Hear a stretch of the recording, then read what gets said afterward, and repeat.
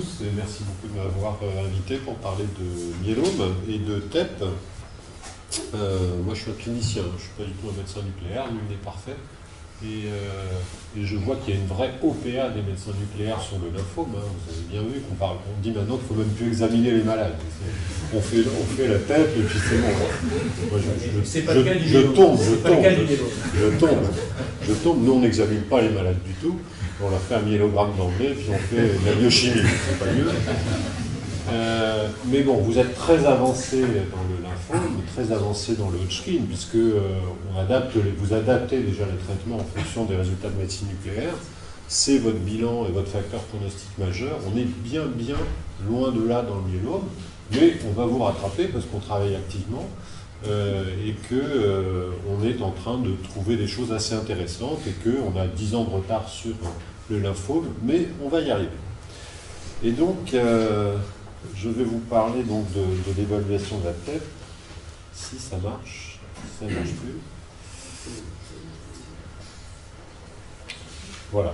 Donc, je commence très basique, hein, et on est dans une pathologie qui est beaucoup moins fréquente que le lymphome, 1% des cancers. C'est une incidence qui est en augmentation quand même, constante, hein, le myélome, à cause notamment de l'exposition aux pesticides. C'est 6000 nouveaux cas par an en France, et c'est vraiment une maladie du sujet âgé. Vous voyez que c'est extrêmement peu fréquent avant 40 ans, et c'est très fréquent après 80 ans. Mais on estime qu'il va y avoir un doublement dans les 50 années à venir du nombre de myélomes. Et donc, compte tenu du coût des traitements, puisqu'on a des traitements qui sont extrêmement coûteux maintenant pour le myélome, eh bien, il va falloir prendre en charge au mieux ces malades.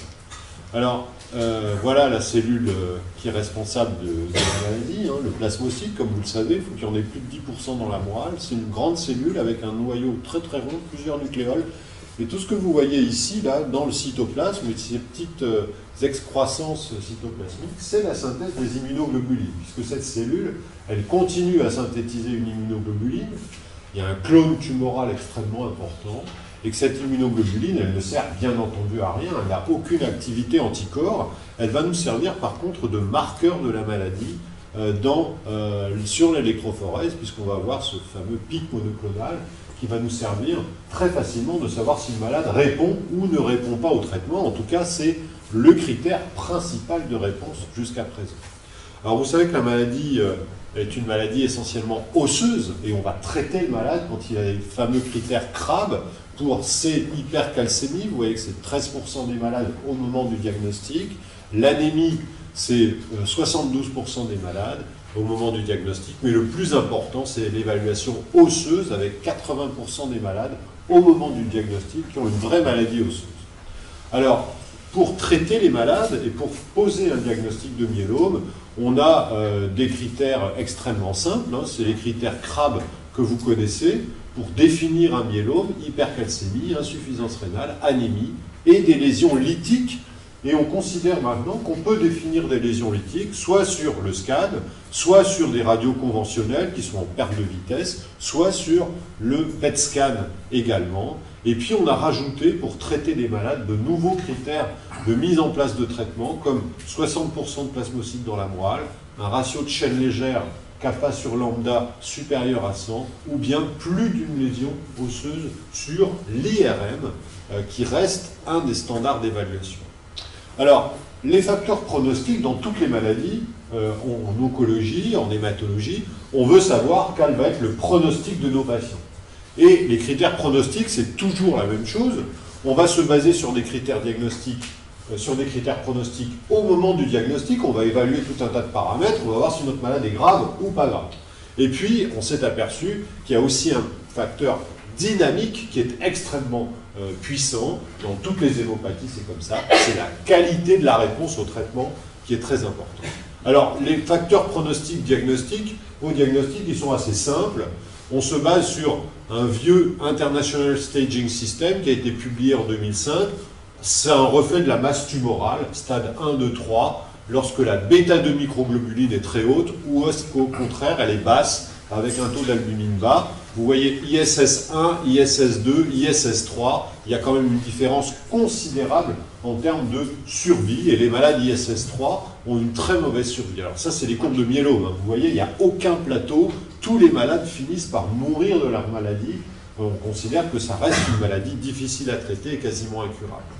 Et puis, on a associé d'autres facteurs à l'ISS. On a associé la cytogénétique, puisque tous les plasmocytes ont des anomalies chromosomiques, et on a associé aussi les LDH, qui sont un reflet de la prolifération tumorale. Et ça, c'est le revised, l'International Staging System revu, et qui est extrêmement pertinent, puisqu'il nous permet de faire une ségrégation de pronostics entre des malades de bons pronostics qui vont survivre 80% d'entre eux à 6 ans, versus un pronostic complètement différent sur des paramètres très simples que l'on explore, soit dans la moelle, soit dans le sang. Et puis, les paramètres radiologiques ou d'imagerie sont entrés dans la danse. Et les premiers à avoir exploré la valeur de l'IRM et du TEP sont les Américains dans les années 2010, et ils ont montré la valeur pronostique très très importante au moment du diagnostic. Si on fait un PET à baseline du nombre de lésions focales, plus de 3 lésions, moins de 3 lésions, ça prédit la survie sans progression et ça prédit la survie globale. Et ils ont fait la même chose sur des malades traités de manière très homogène, des très grands nombres de malades. Lorsque on regarde le nombre de lésions focales en IRM, plus de 7 ou moins de 7, ça prédit la survie sans progression, mais ça ne prédit pas la survie globale. Donc là, on voit déjà l'intérêt du PET scan qui apparaît pour la première fois dans cette publication de 2009. Et puis, nos collègues italiens ont aussi énormément travaillé sur le PET scan, et en 2011, eux, ils ont rapporté en baseline, encore une fois, au moment du diagnostic, la valeur de la SUV. Alors, on n'est pas du tout dans des SUV de lymphome. Si on a une SUV à plus de 4,2 ou moins de 4,2, ça impacte la survie sans progression, ça impacte la survie globale. Et ils ont regardé aussi, le PET permet de regarder les localisations extramédulaires en dehors de la moelle osseuse. Et les malades qui ont une localisation extramédulaire font beaucoup moins bien ici en survie sans progression, mais aussi en survie globale. Et ils ont confirmé les données des Américains. Le nombre de lésions focales est un facteur pronostique important. Donc là, on commence à voir que finalement, l'imagerie apporte peut-être quelque chose au moment du diagnostic, et dans les facteurs pronostiques, ça confirme la valeur de l'ISS, ça confirme, ce sont des valeurs pronostiques indépendantes, en plus des anomalies chromosomiques et en plus du staging système international. Donc on voit que, là, pour la première fois, on se dit, tiens, peut-être qu'il faut faire systématiquement des PET scans au moment du diagnostic chez nos malades. Et quand on regarde le papier consensuel qui vient d'être publié dans un grand journal l'année dernière, dans Lancet Oncology, sur le rôle du PET dans le myélome, on voit qu'au moment du diagnostic, il y a une évidence de grade de recommandation B pour dire que le PET scan est particulièrement intéressant sur le nombre de lésions focales et sur les sites extramédulaires pour prédire un peu le devenir des malades. Et en fait, quand on veut évaluer la maladie, je vous ai dit qu'on tient compte de facteurs pronostiques au diagnostic, et je vous ai parlé de l'ISS, de la cytogénétique et du PET scan. Mais le plus important probablement, c'est la réponse au traitement. Et les critères de réponse, ils ont changé dans le temps. On a autrefois, et ça reste toujours en vigueur, utilisé les critères biochimiques, la valeur du pic monoclonal. Et en 1998, on a défini les critères de Bladé, parce que pour la première fois, on a été capable, grâce à l'utilisation des traitements intensifs, de l'autogreffe notamment, d'obtenir des rémissions complètes, c'est-à-dire disparition totale du pic monoclonal. Et ça, c'est assez intéressant. Au moment du diagnostic, comme c'est un modèle qui a été tiré de la leucémie aiguë, c'est pas complètement vrai, mais c'est probablement vrai, au moment du diagnostic dans le myélome, on a 10 puissance 12 cellules tumorales. Et quand on va mettre le malade en rémission complète, on baisse simplement de 2 log. On passe de 10-12 à 10-10. Mais ce n'est pas énorme. Et il reste encore une masse tumorale extrêmement importante. Et à ce moment-là, le malade est en rémission complète. Son électrophorèse, elle est devenue normale. Et si vous lui faites un myélogramme, vous allez voir moins de 5% de plasmocytes. Il reste encore 1000 milliards de cellules anormales, mais on ne les détecte pas. Elles sont noyées, bien entendu, dans les cellules normales. Donc ça, c'est les vieux critères de 98, définition de la rémission complète. Mais on sait que plus on va avoir une qualité de réponse qui va être bonne, et plus la maladie va répondre extrêmement longtemps au traitement. Et il est possible peut-être que si on arrive à des niveaux de masse tumorale de 10,6, de 10,5, notre système immunitaire va être capable de contrôler la maladie et on aura peut-être enfin une guérison des malades. Et donc, on a défini au cours du temps, comme on a amélioré la qualité des traitements, on a défini des critères de réponse différents. On a défini la rémission immunophénotypique. On a regardé dans la moelle osseuse par technique de cytométrie en flux, et on a été capable de cytométrie 4 couleurs, de définir une cellule tumorale sur 10 puissance 5. Donc ça, c'est un nouveau critère de réponse qui est apparu en 2011. Tout ça, en 2011, on définit non plus la rémission complète, simplement la biochimie, mais on va regarder dans la moelle, on va regarder la maladie résiduelle par la cytométrie en flux ou par des techniques de NGS pour la première fois. Et puis en 2015, on voit apparaître des critères d'imagerie, notamment la rémission complète va être décrite non plus par seulement la biochimie, non plus par seulement l'immunophénotype dans la moelle osseuse ou les techniques de NGS, mais on veut rajouter des critères nouveaux, notamment des critères d'imagerie, parce qu'on a amélioré la qualité de la réponse avec l'arrivée de nouveaux médicaments très actifs que l'on va combiner entre eux. Donc si je vous parle de tout ça, c'est pour vous dire qu'on ne tient pas compte à l'heure actuelle seulement des techniques d'imagerie, on tient compte, il faut mettre l'imagerie dans le contexte d'autres évaluations de la maladie résiduelle, notamment dans la moelle osseuse. Alors, le consensus, à l'heure actuelle, 2016, qui a été publié l'année dernière par l'International Myeloma Working Group, c'est quoi ce consensus? Pour regarder la maladie résiduelle et la qualité de la réponse et la profondeur de la réponse. Eh bien, on a deux techniques qui s'appellent la cytométrie en flux de nouvelle génération. C'est une aspiration médulaire en fin de traitement, et on va être capable de dépister une cellule tumorale sur 10 puissance 6. Donc là, on arrive quand même à des qualités de réponse extrêmement importantes. Ou bien le NGS, Next Generation Sequencing, c'est pareil, on fait une aspiration médulaire et on va regarder la quantité d'ADN et on arrive à des sensibilités de l'ordre de 10,6. Et puis, on rajoute comme technique d'évaluation de la maladie résiduelle le PET scan. Et le PET scan commence à s'intégrer dans nos évaluations thérapeutiques.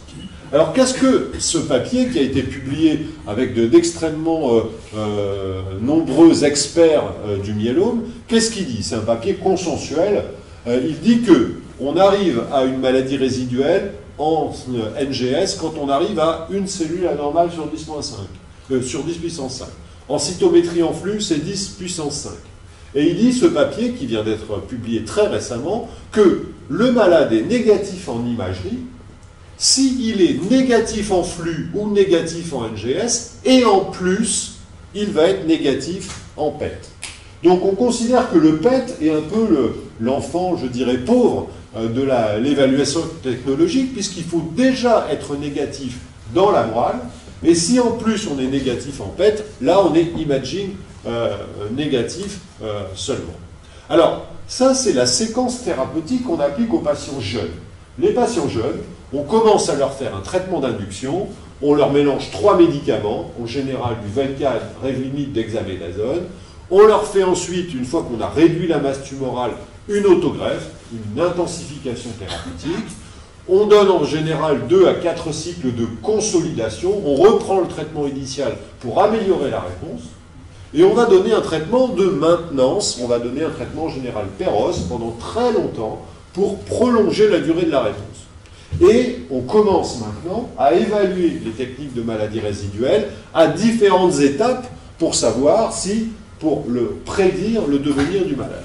Alors, pour la première fois, on a, et ça c'est les Américains qui l'ont fait, ils ont regardé si le PET scan, au moment de l'autogreffe, c'est-à-dire après le traitement d'induction, pouvait prédire le devenir du malade. Est-ce que le fait de négativer rapidement était important? Ce que vous avez fait dans le Hodgkin, ce que vous avez fait dans le lymphome, bête et méchant, on a reproduit, nous, ce que vous avez fait antérieurement. Et on montre que le fait d'améliorer et de négativer le PET scan au moment de l'autogreffe est un facteur pronostic puissant de survie. Ça a été fait par une seule série en 2009 par les Américains de Little Rock. Et puis, nos collègues italiens ont essayé de reproduire la même chose. Eux, ils n'ont pas trouvé qu'après l'induction, ça servait à quelque chose. Ils ont trouvé que le PET servait surtout après l'autogreffe, après l'intensification thérapeutique. Et qu'est-ce qu'ils montrent? Ils montrent que post-autogreffe, quand on a 100% de réduction de la SUV, on a une meilleure survie sans progression, une meilleure survie globale, et que c'est significatif, et qu'il faut toujours analyser en multivarié, pas seulement le PET. Il faut analyser aussi les anomalies cytogénétiques qui sont très pronostiques. Ce sont des valeurs pronostiques indépendantes. Donc c'est très intéressant d'avoir ce PET qui a été évalué. Et cette publication, elle remonte à 2011. 2011, ce sont des traitements qui ont été faits dans les années 2005. Donc des traitements qui sont complètement dépassés. Donc cette publication, elle est intéressante, mais elle ne vaut plus rien. Parce que depuis, les traitements ont considérablement évolué et le pronostic des malades a aussi évolué. Et ce qui était intéressant dans cette série, c'est qu'elle montrait que chez les malades qui étaient en rémission complète, en biochimie, on ne trouvait plus rien du tout. Eh bien, certains d'entre eux étaient PET négatifs, d'autres étaient PET positifs. Et ceux qui étaient PET négatifs, en plus de la biochimie négative, eh bien, ils faisaient beaucoup mieux. Donc, le PET était complémentaire de l'évaluation biochimique des malades. Le myélome est une maladie très hétérogène. On peut avoir des malades qui vont être négatifs en NGS, négatifs en cytométrie en flux, dans la moelle, mais qui vont rester PET positifs. Il va y avoir des lésions patchy, comme on dit, un petit peu disséminées, et le PET est peut-être, en fait, complémentaire de l'évaluation dans la moelle osseuse par la cytométrie en flux.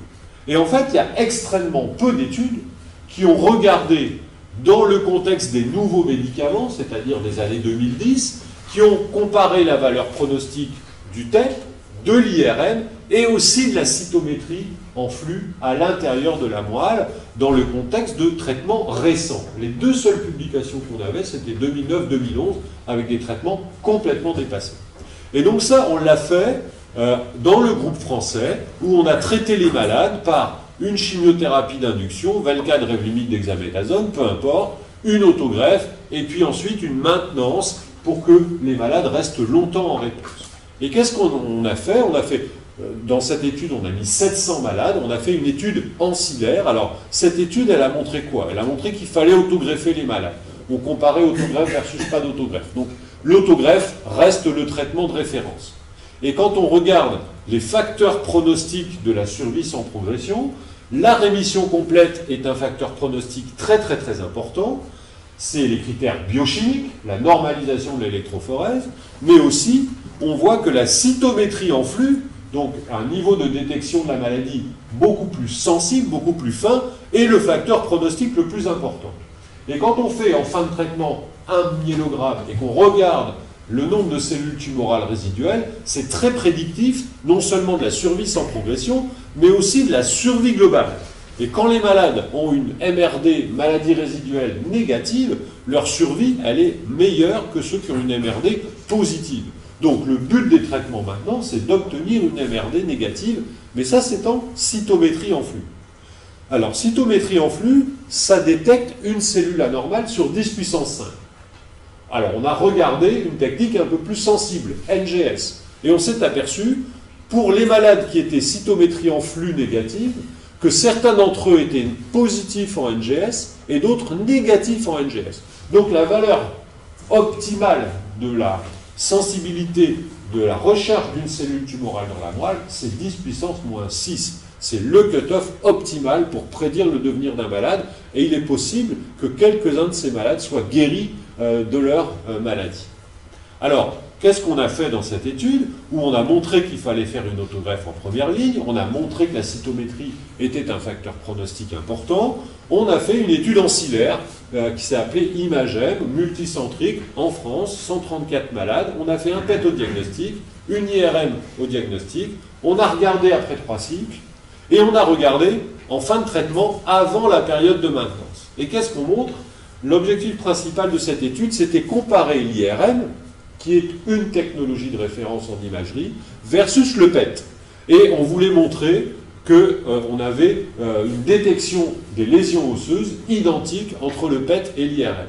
Et en fait, on a montré qu'effectivement, ces deux examens étaient complètement identiques en termes de détection des lésions osseuses par différents tests statistiques. Et vous voyez que la positivité du PET scan, 90% des patients au diagnostic ont un PET scan positif, contre 94% ont une IRM positive. Donc là, on montre que le PET est un examen finalement qui est rentable quand on veut évaluer la maladie au diagnostic. Mais le plus intéressant, alors on a regardé les critères les patterns positifs de PET, donc 10% de malades normaux, lésion focale, un tiers des cas, lésion infiltration diffuse, 9% des cas, lésion combinée focale et diffuse, un malade sur deux, et puis chez 7,5% des malades, on détecte des localisations extramédulaires qui sont très importantes sur un plan pronostique. Alors le travail le plus intéressant, c'est de regarder l'impact pronostique du PET scan et de l'IRM, qui étaient des objectifs secondaires après 3 cycles de traitement et en fin de traitement avant l'induction. Et là, il y a eu un travail énorme qui a été fait par les radiologues. Il y a eu une revue en double aveugle des 3 IRM au diagnostic après l'induction et en fin de traitement. Et il y a eu un travail colossal qui a été fait par les médecins nucléaires qui ont revu en aveugle tout l'ensemble des PET au moment du diagnostic, après l'induction et après la consolidation. Et ça a été fait par Caroline Baudet et Françoise Baudéré, que vous connaissez bien. Alors, qu'est-ce qu'on montre dans ce travail? C'est qu'après 3 cycles d'induction, l'IRM, ça sert à rien pour le pronostic. Pourquoi? Parce que seulement 3 malades vont avoir une IRM qui devient négative. La plupart des malades ont une IRM qui reste positive. En fait, l'IRM, elle va rester extrêmement longtemps positive, même si le malade est répondeur. Donc ça ne sert à rien de regarder l'IRM en termes de PFS et de survie après 3 cycles. Par contre, le PET, on voit qu'on a déjà, après 3 cycles, une tendance à la fois en survie sans progression et en survie globale. Et on voit qu'il y a beaucoup plus de malades qui vont avoir un TEP négatif, et que ces malades, on a l'impression qu'ils font mieux que les malades qui ont un TEP positif. Ça représente à peu près 40% des malades. Mais ce n'est pas significatif, parce que les traitements modernes ont une bonne efficacité, et même si on devient négatif après 3 cycles, ce n'est pas suffisant en TEP scan. Par contre, avant la maintenance, une fois qu'on a fait l'induction, le traitement intensif et la consolidation, l'IRM, ça ne sert à rien. C'est un très mauvais examen pronostique. Par contre, le PET a une valeur prédictive sur la survie sans progression, quand on est PET négatif versus PET positif, et à la fois en PFS et aussi en survie globale. C'est très très important. On prédit la survie des malades en regardant le PET avant la maintenance. Quand ils sont négatifs, ils vont survivre plus longtemps, et vous voyez que cette survie, elle est très bonne, versus des malades qui ont un PET positif, dans le contexte des traitements les plus modernes que l'on utilise en routine dans les années 2018-2020. Alors, ce que l'on a considéré, du coup, au vu de nos résultats, et ça a été rapporté dans le travail consensuel du groupe international du myélome, c'est que, en technique d'imagerie, la meilleure technologie pour évaluer la réponse, c'est le PET scan, avec une recommandation de grade A. Alors, ce que l'on était capable de faire dans cette étude, c'est qu'on avait des malades qui avaient une évaluation de la cytométrie dans la moelle, on avait des malades qui avaient une évaluation par PET, et on a regardé s'il y avait une corrélation, si quand on était PET négatif tout le temps, on était cytométrie tout le temps négatif ou pas, et inversement. Et en fait, pas du tout. On a regardé les malades PET négatif, cytométrie négative, il y en a. PET négatif, cytométrie positif, il y en a quand même 20 sur 80. Des malades PET positif, MRD négatif, cytométrie négative dans la moelle, il y en a quand même 14. Et en fait, ces deux examens sont des examens qui sont totalement complémentaires. On ne peut pas prédire en faisant une cytométrie en flux ou un NGS le malade qui va être PET négatif ou PET positif et inversement. Donc en pratique, le message, c'est de dire qu'il faut faire les deux. Et quand vous regardez la survie sans progression des malades qui sont à la fois PET négatifs et cytométrie négative, ces malades-là, 86% d'entre eux sont sans rechute à 3 ans, versus 52% qui sont soit positifs en PET, soit positifs en cytométrie. Donc le message, c'est de dire que ces examens sont totalement complémentaires, et depuis, c'est reproduit par un groupe américain, un groupe italien, un groupe allemand, qui, au prochain congrès de l'EHA, on vient de revoir les abstracts, donc on est un petit peu au courant de ce qui va se dire, confirme totalement cette découverte qui, pour le moment, a été uniquement faite par le groupe français. Alors, du coup, quand on regarde le papier consensuel du groupe international, ce papier il est complètement faux. C'est des recommandations d'experts qui se la pètent un peu. Hein. Moi, je suis dedans, donc je ne vais pas avoir le citron. On dit qu'il faut être à 10 puissance moins 5 pour une cellule anormale en cytométrie ou en NGS. C'est faux, puisque depuis, on a montré que 10-6, c'est le meilleur cutoff. Et puis, être imaging négative, bah, c'est pas vrai du tout, puisque on voit que les examens sont totalement complémentaires. Il ne faut pas être MRD négatif dans la moelle, plus en imagerie. Ce sont des examens qui sont totalement dissociés. Donc ces critères internationaux, écrits par des tas de gens qui pensent qu'ils savent tout, eh ben c'est faux. Et on va les réviser, bien entendu, pour dire qu'il faut avoir le PET en complément de l'évaluation dans la moelle osseuse. Alors, il y a alors on est très en retard sur vous. Vous adaptez les traitements déjà en fonction de vos résultats, etc. Nous, il y a énormément de points qui restent à clarifier. Alors, reste à clarifier quoi? Déjà, la standardisation du PET. Vous avez des critères bien définis, vous avez bien travaillé, vous avez Deauville, c'est facile. Et à tous les staffs, on prend des décisions en fonction de Deauville dans les lymphomes de haut grade. Nous, on n'en est pas là du tout. Les Italiens ont proposé des critères qui sont des critères assez sympathiques, mais qui sont très compliqués. Alors, ils se basent un peu sur Deauville, sur le nombre de lésions, sur les sites des lésions. C'est vraiment extrêmement complexe. Ils appellent ça les critères impetus, Italian Myeloma Criteria for PET Use. Mais bon, elles sont toutes parfaites, hein, ces petites Italiennes. Elles sont absolument charmantes. Elles travaillent très bien. Elles sont encadrées par un vieux médecin Annibalé, que connaît bien Michel, hein, qui est de la génération de Michel, on va dire. Mais elles sont toutes charmantes et elles travaillent très bien. Et on va travailler avec elles pour passer la série française, les séries prospectives italiennes et essayer de standardiser le PET. Alors, je ne vous montre pas les résultats parce qu'ils ne sont pas encore publiés, mais l'échelle de Deauville fonctionne dans le myélome et on va se baser très probablement, c'est ce qu'on va vous présenter à Menton quand Michel nous invitera encore pour quelques beaux congrès, et on va passer des critères italiens aux critères internationaux. Je pense qu'on va pouvoir standardiser assez vite l'interprétation du myélome, du PET dans le myélome. Et puis, on parle de maladies résiduelles maintenues dans le temps. Et dans ce papier consensuel, on disait qu'il fallait confirmer au moins 1 an après que la maladie résiduelle restait négative et que peut-être on pouvait arrêter les traitements quand les malades restaient 5 ans d'affilée en maladie résiduelle négative. Alors ça, encore une fois, c'est du pipeau.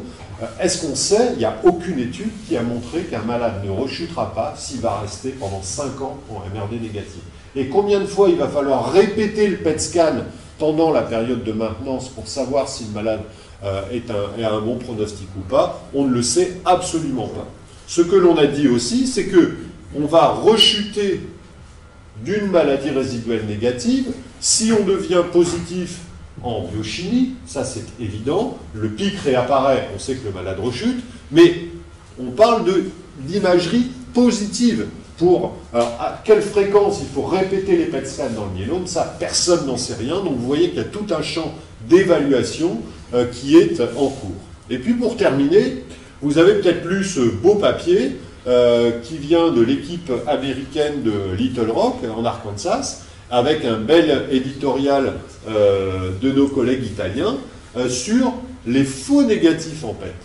Il y a 10% des malades, et on l'a montré dans notre série Imagène, 10% des malades qui ont des vraies lésions osseuses, vous leur faites un PET, vous ne trouvez rien.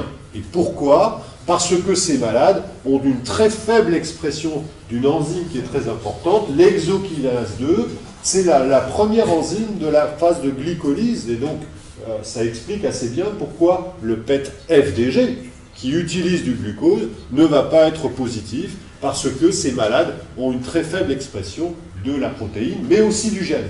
Donc si on fait une étude en génome, bon, on va prédire les malades qui vont être PET positifs ou PET négatifs. Alors ça veut dire peut-être que le PET FDG n'est pas la technique idéale et qu'il faut peut-être utiliser d'autres techniques à base de méthionine, etc. Et ça, c'est la transition pour le topo suivant. Je vous remercie.